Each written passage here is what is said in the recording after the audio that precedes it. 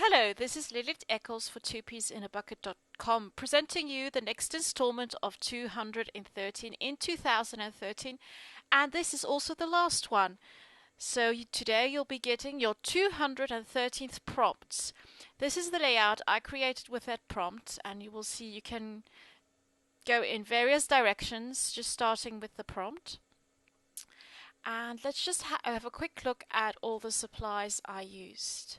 So I just pulled out lots of products I really love, and I really wanted to be very pretty and feminine, with hints of gold and pink. And so I'm going to be using a doily, a glassine bag, um, a little card from the Dear Lizzie collection, some overlayers, and some embellishments from the Maggie Holmes collection. I'll be using these two black and white photos of my piano. The story behind this piano is that it's a piano that was in my parents' house, and it was the first gift my mother bought my father. And he got a new piano, and I got this one, so it's got lots of sentimental value to it. So Maggie Holmes collection. I'm also going to be using this collection from Cartabella, Wildflower, which is it is called. Some more papers from the Maggie Holmes line. And these are some of the stickers from the Wildflower collection from Cartabella. I've also pulled out my little bowls with all my embellishments, and this is a little box full of die cuts where I pop in leftovers from cuts made with the cameo or other little embellishments from kits or other little packages. So there you have it, and this is your prompt. I want you to do what you love most. Just create something with lots of pleasure and just have fun. So let's just start working on the layout, and the first thing I'm going to do is decide which paper I'm going to use as background. And I wasn't quite sure which one I was going to use, but I decided to use this Cartabella paper with these lovely kind of waves and ombre effect on it as matte for my two photos. I also decided I wanted just to make it stand out a bit because it was going to be layered onto the pink heart paper there, and I thought I would go around it with a jelly ball pen, sorry, a uni ball pen. And that didn't work, so I just stitched around the borders with my sewing machine. So that's the first step. That's going to be the starting point, and I'm just going to layer other papers on top, and just placing my photos just to see how I'm going to work around them. I'm going to cut out a few of these circles that are on that pattern paper, and I'm using a really old tool. I think it's called Colossal, and I don't have lots and lots of circle punches. Those I do have, I use a lot, but they're not in all sizes, so I often still use this tool to cut out circles. So I'm just picking a couple of these circles, even using half circles, because I'll be tucking them beneath the papers, and just cutting them from the pattern paper. And once I've got all my circles together, I can start building up the layout again.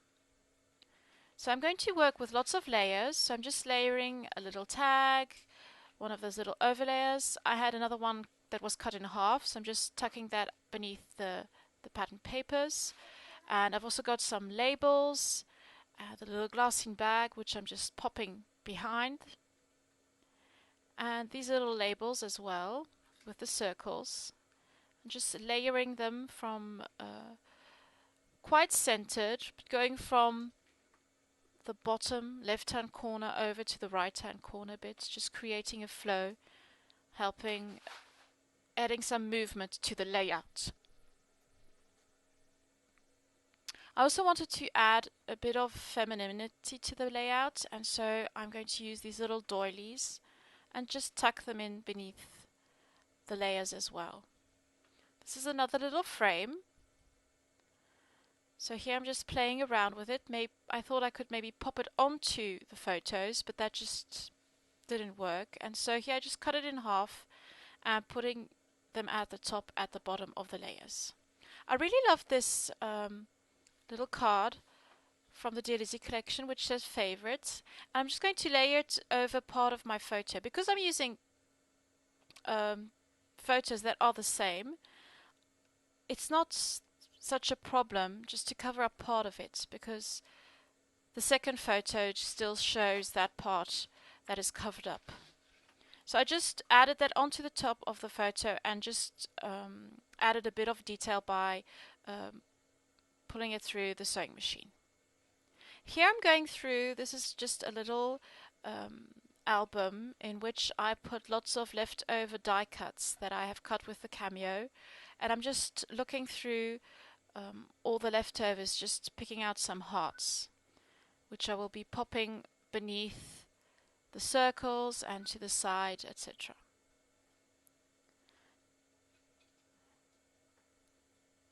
I'm just going to add a couple of embellishments. As you can see, I haven't glued anything down as yet. And what I usually do is I will staple the center part down and then just glue all the rest down, like I've done here. But you won't see that part. Looking through the chipboard to see if I can find anything to add to the layout. And I'm going to go with a couple of little chipboard stars and also some wood veneer stars as well. I'm just using lots of products I love, hearts and stars and circles and doilies and a bit of sewing, just having lots of fun.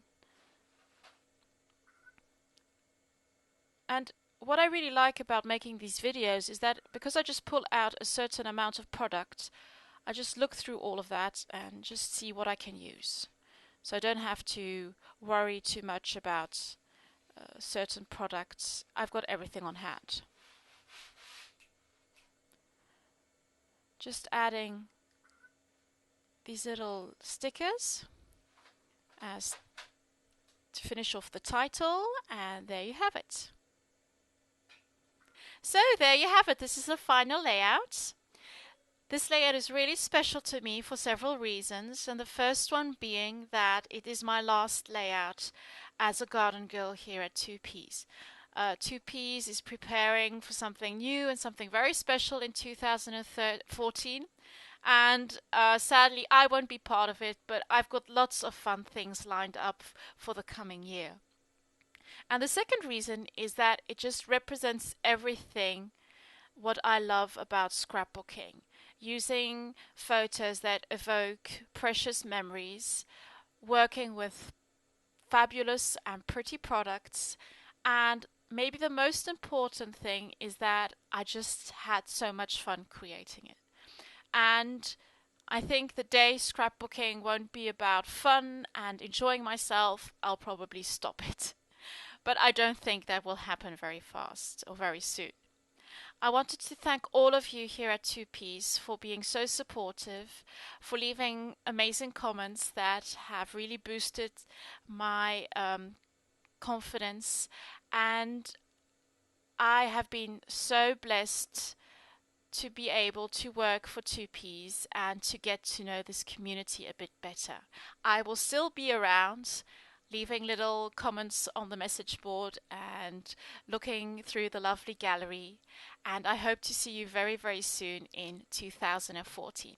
I wish you the very, very best for the coming year and have a happy, happy new year. Bye bye from me. This was Lilith Eeckels with her final video for TwoPeasInABucket.com. Bye.